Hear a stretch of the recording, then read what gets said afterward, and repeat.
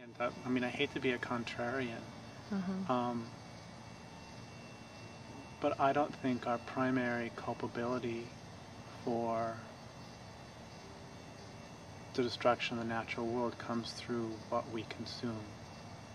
I think our primary culpability comes by not stopping the system that's destroying the planet. And there's a few directions that I can go with that. One of them is people sometimes talk about voting with your dollars, and that's an extraordinary statement about how bankrupt the so-called democracy that we live in is when people recognize that the elections themselves are shams. And so they talk about, well, you can vote with your dollars, but that's just as much a sham for a bunch of reasons. One of them is that those of us who are not attempting to destroy things will always be at a severe disadvantage when it comes to money. And I can show that in a couple ways. One is, first off, what is production within this culture? Production is the turning of the living into the dead. It's the turning of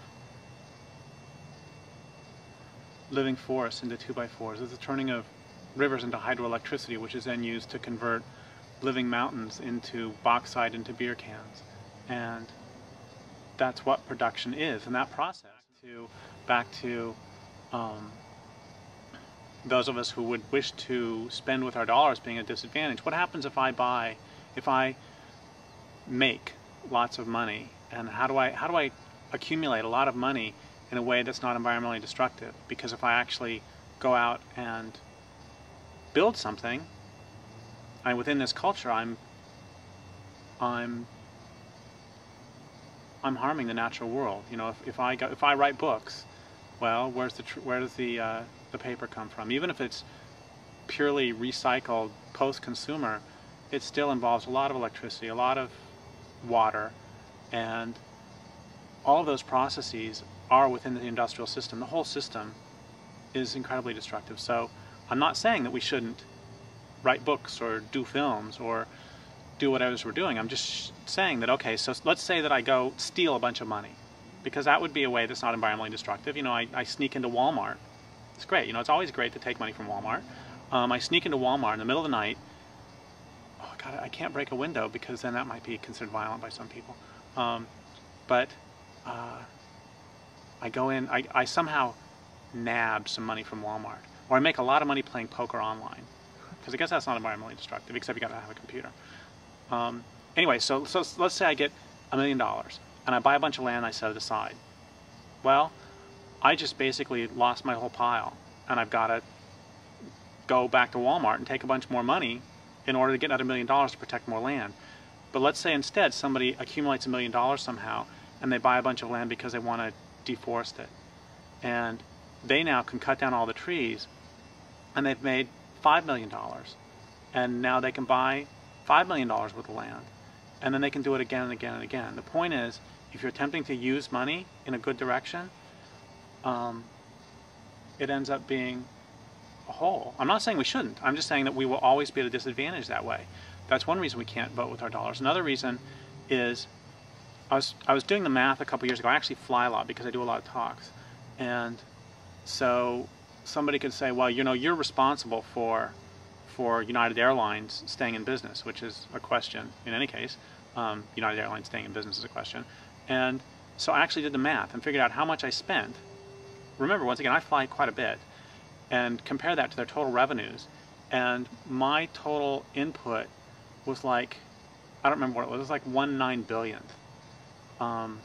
So yeah, I'm responsible for 1/9 billionth of United staying in business, and that's not a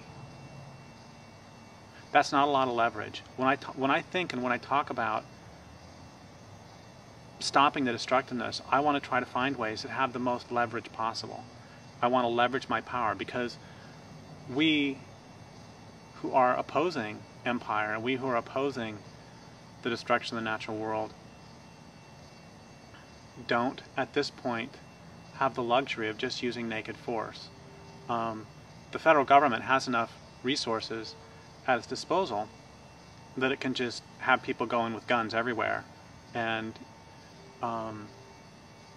use overwhelming force. I just read the other day that the United States military is outspending the insurgents or the resistance in Iraq by, I think it's 128,000 to 1.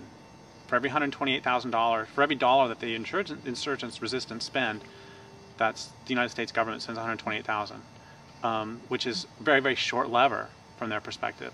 One is, how can we find ways to leverage our power, leverage our efforts? And I mean, I think that certainly, you know, minimizing one's expenditures is a good thing to do on its own, but that's not the biggest lever I can think of. And it's like Ward Churchill says, we also have to remember that social change, we also have to remember that personal change doesn't equal social change. We could all become vegans, or all of us who care could become vegans, and this culture would still be destroying the planet.